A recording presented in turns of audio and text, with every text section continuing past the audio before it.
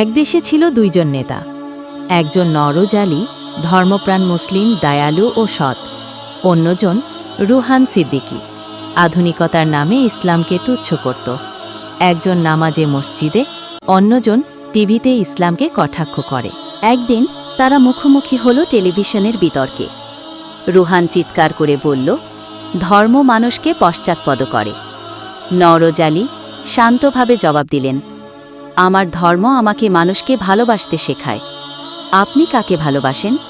নির্বাচনের সময় এলো। রুহান বিলাসবহুল গাড়ি আর পোস্টারে টাকা ঢাললেন।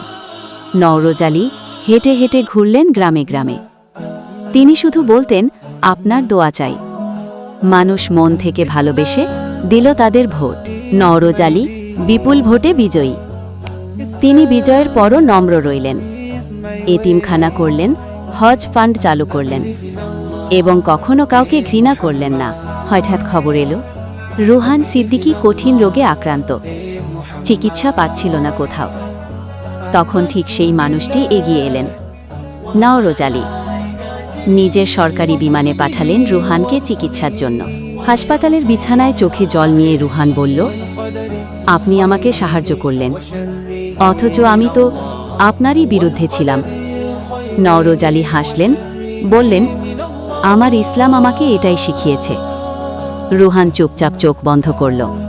ঘৃণা নয়, ভালোবাসা দিয়ে জয় করা যায় মানুষের হৃদয়। এটাই ইসলাম। এই ধরনের ইসলামিক ভিডিও দেখতে আপনারা চ্যানেলটিকে সাবস্ক্রাইব করুন এবং লাইক, শেয়ার, কমেন্ট করে পাশে থাকুন।